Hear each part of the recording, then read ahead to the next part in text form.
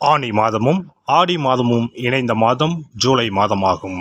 சூரிய பகவான் மிதுன ராசியிலும் கடக ராசியிலும் பயணம் செய்யும் மாதம் இதுவாகும். ஆனி மாதத்தில் நடராஜருக்கு திருமஞ்சனமும், ஆடி மாதம் வரும் அமாவாசை முன்னோர்களுக்கு திதி கொடுக்க சிறந்த நாளாகவும் உள்ளது. அம்மனின் அருளை பெறுவதற்கு உரிய ஆடி மாதம் இந்த ஜூலை மாதத்தில்தான் பிறக்கிறது. இம்மாத கிரக நிலைகளை பார்க்கும்போது மேசராசியில் செவ்வாய் மற்றும் சந்திரனின் சஞ்சாரம் உள்ளது. ரிஷபராசியில் குரு பகவானும், மிதுன ராசியில் சூரியனும் சுக்கிரனும் இணைந்துள்ளனர். கேது பகவான் கன்னி ராசியிலும், சனி பகவான் கும்பராசியிலும் உள்ளனர். ராகு பகவான் மீன ராசியில் சஞ்சாரம் செய்கின்றார். இம்மாத கிரக பெயர்ச்சி என எடுத்துக்கொண்டால் சுக்கிர பகவான் ஜூலை 6ஆம் தேதி மிதுன ராசியில் இருந்து கடகராசிக்கு செல்கிறார். செவ்வாய் பகவான் ஜூலை 12ஆம் தேதி மேசராசியில் இருந்து ரிஷபராசிக்கு இடப்பெயர்ச்சி ஆகின்றார். ஏற்கனவே ரிஷபத்தில் சஞ்சாரிக்கும் குரு பகவானுடன் செவ்வாய் பகவான் இணைந்து குருமங்கள யோகத்தை உண்டாக்குகிறார். அதே சமயம் இந்த ஜூலை மாதம் 16ஆம் தேதி இரவு 17ஆம் தேதி அதிகாலையில் சூரிய பகவான் மிதுன ராசியில் இருந்து பெயர்ச்சியாகி கடகராசியில் சஞ்சாரம் செய்கின்றார். இது ஆடி தமிழ் மாத பிறப்பை குறிக்கும். ஜூலை 19ஆம் தேதி புதன் பகவான் கடகராசியில் இருந்து சிம்மராசிக்கு பெயர்ச்சியாகின்றார். சுக்கிர பகவான் ஜூலை 31ஆம் தேதி சிம்ம ராசிக்கு பெயர்ச்சியாகின்றார். சந்திர பகவான் ஜூலை 1ஆம் தேதி அஸ்வினி நட்சத்திரம் மேசராசியில் இருந்து தன் பயணத்தை ஆரம்பிக்கிறார். இந்த கிரக பெயர்ச்சி மற்றும் சஞ்சாரத்தால் உங்கள் வாழ்வில் ஏற்படக்கூடிய சுப மற்றும் அசுப பலன்கள் என்ன என்பதனை பற்றி காண்போம். உங்கள் வாழ்வில் வளமும் நலமும் செல்வ செழிப்பும் பெற்று வாழ்வில் உயரிய நிலையை அடைய எல்லாம் வல்ல எம்பெருமானை வேண்டி விரும்பி கேட்டுக்கொள்கிறேன். சிம்ம ராசி அன்பர்களே, இந்த மாதம் பணவரத்து எதிர்பார்த்ததைப் போலவே இருக்கும். எடுக்கும் முயற்சிகள் அனைத்தும் வெற்றி பெறும். அதே வேளையில் ராசியை செவ்வாய் பார்ப்பதால் மற்றவர்களிடம் உங்கள் கருத்துக்களை கூறும்போது அவர்கள் தவறாக அதை புரிந்து கொள்ளலாம். தொழில் வியாபாரத்தில் இருந்த போட்டிகள் அகலும். எதிர்பார்த்த அளவு வியாபாரத்தில் லாபம் கிடைக்கும். கூட்டு தொழில் வியாபாரம் செய்பவர்கள் கவனமாக இருப்பது நன்மை தரும். உத்தியோகத்தில் இருப்பவர்கள் வீண் அலைச்சலை சந்திக்க நேரும். மேல் அதிகாரிகள் கூறுவதை கேட்டு அதன்படி நடப்பது நல்லது. சக ஊழியர்கள் உங்களுக்கு ஆதரவாக இருப்பார்கள்.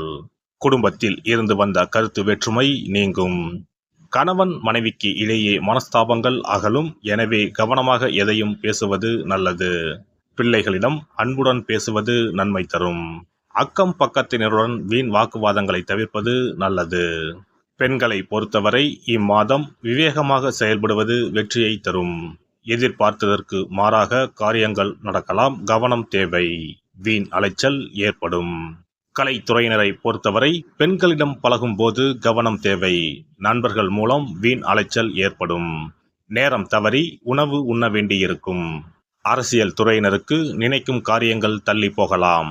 வீண் அலைச்சல் வேலைப்பளு இருக்கும். மேலிடத்திடம் நெருக்கம் அதிகரிக்கும். மனமகிழும் காரியங்கள் நடக்கும். மாணவர்கள் ஆசிரியர்கள் கூறுவதை கவனமாக கேட்டு அதன்படி நடப்பது வெற்றிக்கு உதவும். வீண் அலைச்சலை தவிர்ப்பது நல்லது. நட்சத்திர பலன்கள். மகம் நட்சத்திரம். இந்த மாதம் வீண் மனக்கவலை உண்டாகும்.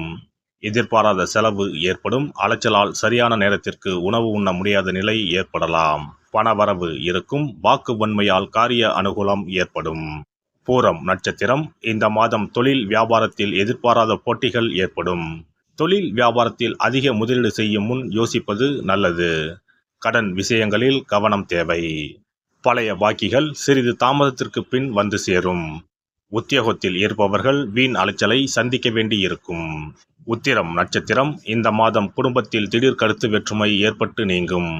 விருந்தினர்கள் வருகையால் செலவு கூடும். அக்கம் பக்கத்தினரை அனுசரித்து செல்வது நல்லது. வாகனங்களில் செல்லும் போதும் நெடுந்தூர பயணம் மேற்கொள்ளும் போதும் கவனமாக இருப்பது நன்மை தரும்.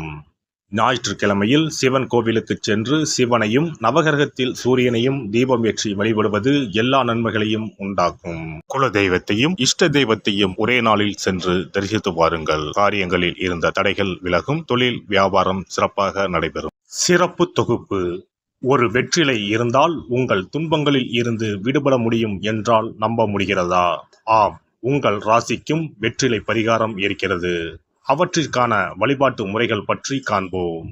பண்டிகை, திருவிழா, வீட்டில் விசேஷம் என்றால் வெற்றிலை பாக்கு வைத்து உறவினர்களை அழைப்பது வழக்கம். வெற்றிலையும் பாக்கும் மகாலட்சுமியின் அம்சங்களாகும். 12 ராசிக்காரர்களுக்கும் வெற்றிலையின் மூலம் பரிகாரம் செய்ய கவலைகள் தீரும் என்பது நம்பிக்கை. வெற்றிலையின் நுனியில் லட்சுமியும், நடுவில் சரஸ்வதியும், காம்பில் பார்வதி தேவியும் வசிக்கின்றனர். மகாவிஷ்ணுவும், பிரம்மாவும், சிவனும், சுக்கிரனும் கூட வெற்றிலையில் வாசம் செய்கின்றனர். எனவேதான் பூஜை மற்றும் திருமணம் சுபமாக நடக்க வேண்டும் என்பதற்காக வெற்றிலை பாக்கு படைக்கப்படுகிறது. துன்பம் விலக உங்க ராசியின்படி இந்த மாதிரி வெற்றிலை பரிகாரம் செய்யுங்கள். வெற்றிலை பரிகாரத்தில் எல்லோரும் ஒரே மாதிரியான பரிகாரத்தை செய்தால் பலன் தராது. அவரவர் ராசிக்கு தகுந்தபடி சில இஷ்ட தெய்வங்களையும் சில கிரக தெய்வங்களையும் பொறுத்து உங்களுடைய பரிகாரத்தை மாற்றிக்கொள்ள வேண்டும். அப்போதுதான் உங்களுக்கு என்ன கஷ்டமோ அது சரியாக நீங்கி உங்களுக்கு நல்ல பலன்கள் கிடைக்கும். உங்களுடைய ராசியின்படி வெற்றிலையில் குறிப்பிட்ட கிழமையில் பரிகாரம் செய்தால் உங்கள் துன்பம் விலகும், பிரச்சனைகள் தீரும். மேசராசி அன்பர்கள் செவ்வாய்க்கிழமைகளில் வெற்றிலையில் மாம்பழம் வைத்து முருகப்பெருமானுக்கு நெய்வேத்தியம் செய்துவிட்டு அந்த பழத்தை உண்டால் அனைத்து கஷ்டங்களும் நீங்கும். ரிஷபராசி அன்பர்கள் செவ்வாய்தோறும் வெற்றிலையில் மிளகு வைத்து வழிபாடு நடத்தினால் துன்பங்கள் அனைத்தும் தீரும். மிதுனராசி அன்பர்கள் புதன்கிழமைகளில் வெற்றிலையில் மிளகு வைத்து இஷ்ட தெய்வத்தை வழிபடவும். பின்னர் அதையே பிரசாதமாக சாப்பிட்டால் துன்பங்கள் எல்லாம் நீங்கும். கடகராசி அன்பர்கள் வெள்ளிக்கிழமை தோறும் வெற்றிலையில் மாதுளை பழத்தை வைத்து காளியை வழிபாடு செய்து பின்னர் அந்த மாதுளை பழத்தை சாப்பிட்டால் துன்பங்கள் நீங்கும். சிம்மராசி அன்பர்கள் வியாழக்கிழமைகளில் வெற்றிலையில் வாழைப்பழத்தை வைத்து இஷ்ட தெய்வத்தை வழிபடலாம். பின்னர் அந்த பழத்தை பிரசாதமாக உண்டால் கஷ்டங்கள் நீங்கும். கன்னிராசி அன்பர்கள் வியாழக்கிழமையில் வெற்றிலையோடு மிளகு வைத்து உங்கள் இஷ்ட தெய்வத்தை வணங்குங்கள். உங்கள் துன்பம் துயரம் எல்லாம் தீர்ந்துவிடும். துலாம் ராசி அன்பர்கள் வெற்றிலையில் கிராம்பு வைத்து உங்கள் இஷ்ட தெய்வங்களை வழிபட்ட பின் அதை உண்டால் அனைத்து துன்பங்களும் நீங்கும். விருச்சிக ராசி அன்பர்கள் வெற்றிலையில் பேரிச்சம்பழம் வைத்து செவ்வாய்தோறும் உங்கள் இஷ்ட தெய்வத்தை வழிபட்டால் துன்பங்கள் நீங்கும். தனுசு ராசி அன்பர்கள் வெற்றிலையோடு கற்கண்டு வைத்து வெள்ளிதோறும் இஷ்ட தெய்வத்தை வழிபட்டு பின்னர் கற்கண்டை சாப்பிட்டால் துன்பங்கள் விலகும். மகர ராசி அன்பர்கள் வெற்றிலையோடு அச்சு வெல்லம் வைத்து வெள்ளிதோறும் காளியை வழிபட்டால் துன்பங்கள் துயரங்கள் நீங்கும். கும்பராசி அன்பர்கள் வெற்றிலையோடு நெய் வைத்து சனிக்கிழமைகளில் காளி தெய்வத்தை வழிபட்டால் உங்கள் துன்பங்கள் எல்லாம் தீரும். மீனராசி அன்பர்கள் வெற்றிலையோடு சர்க்கரை வைத்து ஞாயிறு தோறும் இஷ்ட தெய்வத்தை வழிபட்டால் துன்பங்கள் எல்லாம் விலகும்.